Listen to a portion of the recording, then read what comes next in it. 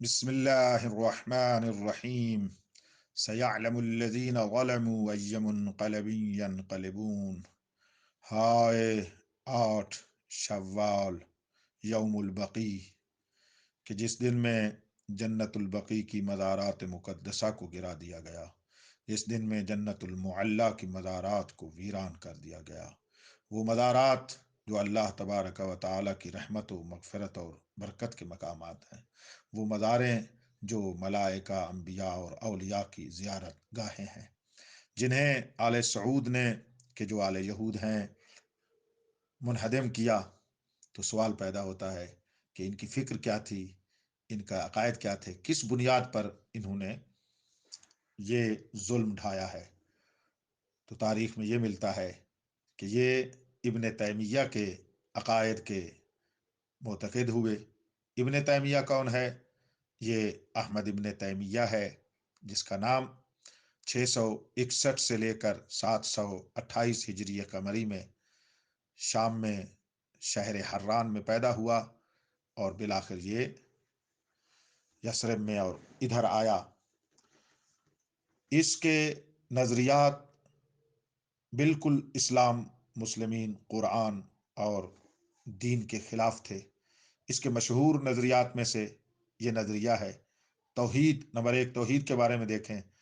یہ قائل تھا کہ اللہ تبارک و تعالیٰ کے ہاتھ ہیں، چہرہ ہے، جسم و بدن کا قائل تھا کہ اللہ عرش سے نیچے آتے ہیں، اور وہ صفات جو ہم انسان اور بشر میں معمولی آدمی کے لیے قائل ہوتے ہیں، ویسے ہی یہ خداوند متعال کے بارے میں قائل تھا۔ اور قائل تھا کہ خداوند متعال اپنے ٹانگ کو جہنم میں ڈالیں گے۔ تو ان عقائد کا نتیجہ تجسیم، خدا کو جسم قرار دینا اور مجسمہ تھا۔ تو تمام مسلمانوں نے اس سے بائیکاٹ کیا اور نہ مانا۔ نبوت کے بارے میں اس کا نظریہ یہ تھا کہ حضرت صلی اللہ علیہ وآلہ وسلم کی زیارت کرنا حرام ہے، ان کی زیارت کرنا موجب شرک ہے۔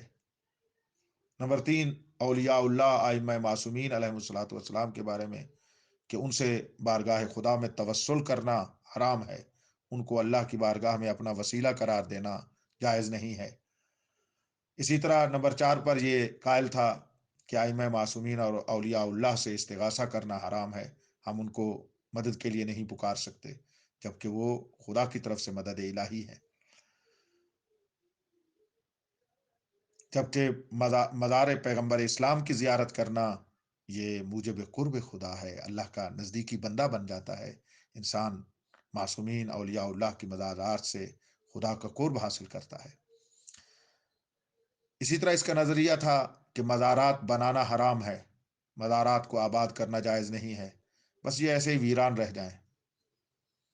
اور دوسری طرف یہ پھر قائل تھا کہ جو بھی روایات زیارت کے بارے میں آئی ہیں، تمام زیارات ضعیف ہیں۔ بس یہ نعرہ ہے کہ وہ روایات ضعیف ہیں، درست نہیں ہیں، حتیٰ کہ جو صحاح اور سنن میں آئی ہیں، صحیح کتابوں میں آئی ہیں، وہ بھی ضعیف ہیں، کسی کو نہیں مانتا تھا۔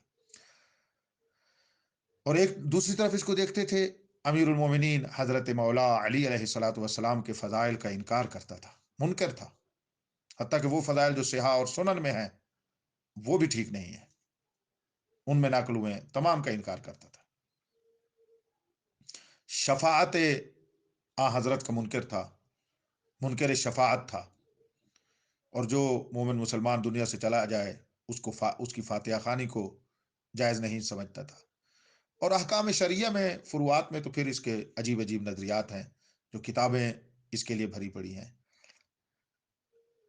آپ اس کی اپنی کتابیں بھی دیکھ سکتے ہیں، بالاخص اس کتاب کو الرسائل الکبریٰ، اس میں ایک رسالہ ہے الرسالۃ الحمویہ، 698 ہجری قمری میں لکھا گیا، اس میں اس کے یہ تمام نظریات موجود ہیں۔ اور علماء برادران اہل سنت نے ان کو رد کیا۔ بڑے بڑے نام جیسے شیخ صفی الدین ارموی، شیخ شہاب الدین حلبی، خصوصاً ذہبی، ابن حجر عسقلانی، ملا علی قاری حنفی، اور اس طرح کے بہت سارے علماء نے اس کو رد کیا اور نہ مانا کہ یہ درست نہیں ہے۔ اور اس کی رد کے اوپر کتابیں لکھی گئیں، بہت ساری کتابیں لکھی گئیں، البراہین الجلیہ فی ظلال ابن تیمیہ، اس طرح کے نام ہیں، المقالۃ المرضیہ اخنائی کا ہے، الدرۃ المضیہ فی الرد علی ابن تیمیہ، عجیب عجیب کتابیں ہیں، التحفۃ المختارہ فی الرد علی منکر الزیارہ، اس طرح کے نام، اکمال السنہ فی نقص منہاج سنہ، قزوینی کاظمی کی کتاب ہے، الانصاف والانتصاف، یہ تمام کتابیں جو ابن تیمیہ کے رد پر لکھی گئیں، اور ان عقائد کی وجہ سے مسلمانوں نے ان کو اپنے سے دور کر دیا اور دھتکار دیا، اور یہ دھتکارا ہوا شخص تھا۔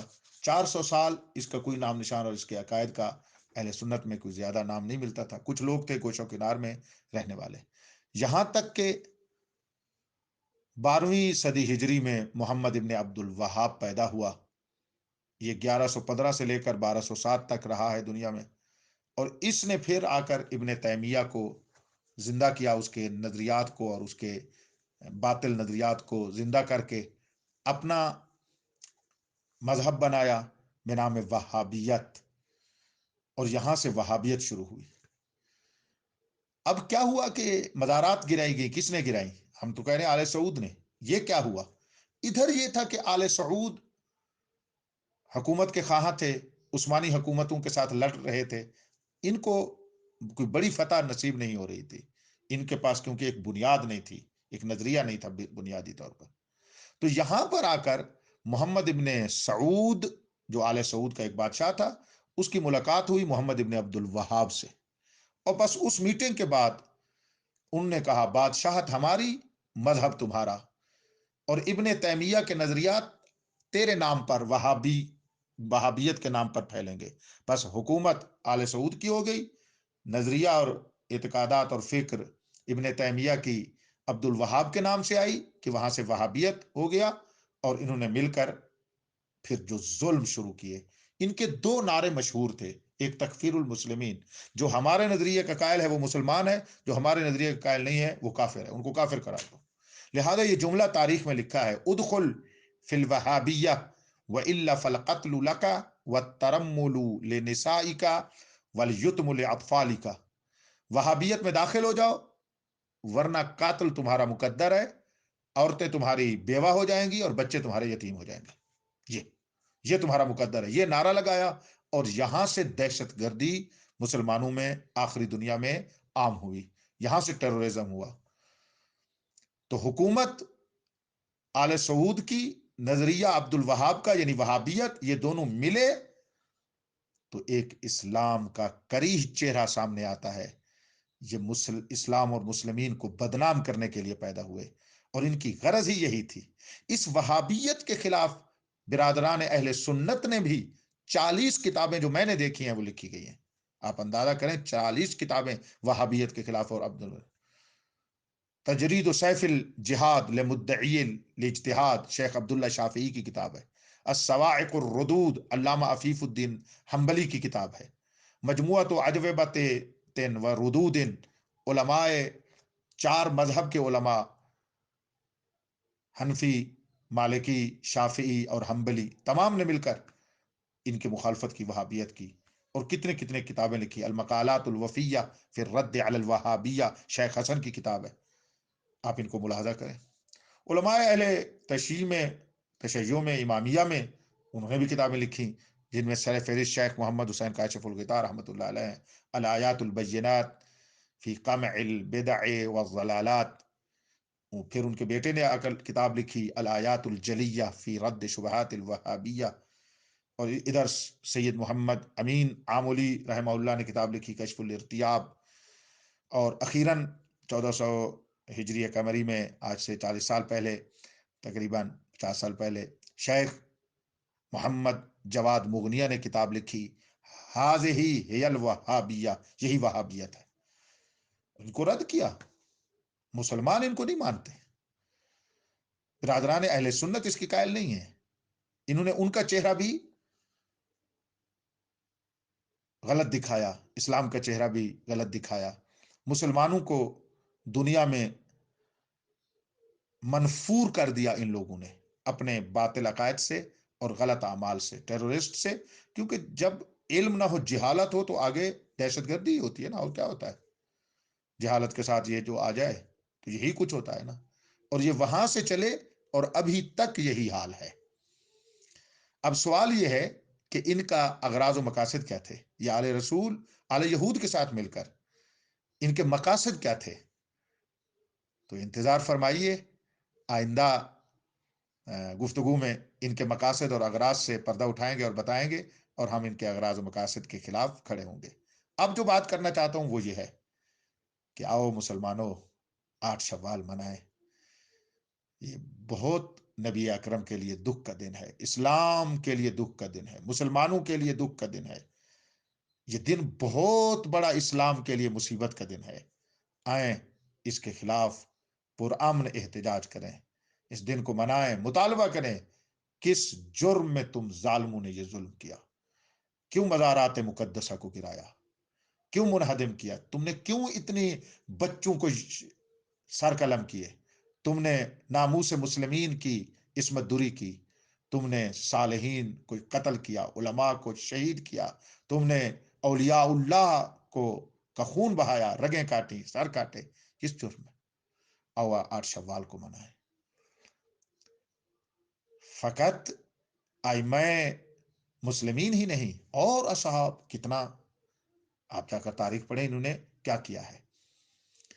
تو 8 شوال کو زندہ کریں، منائیں، جیسے اس کے خلاف کھڑا ہونا چاہیے۔ یہ توہین رسالت ہے، یہ توہین دین ہے، یہ توہین قرآن ہے جو اس وہابیت نے اور آل سعود و آل یہود نے کیا ہے۔ آئے اس کے خلاف ہم کھڑے ہو جائیں۔ آؤ 8 شوال کو یا رسول اللہ، یا علی، یا حسن، یا حسین، یا فاطمہ الزہرا کر کے کھڑے ہو جاؤ۔ صاحب الزمان آپ کے حامی اور ناصر ہو۔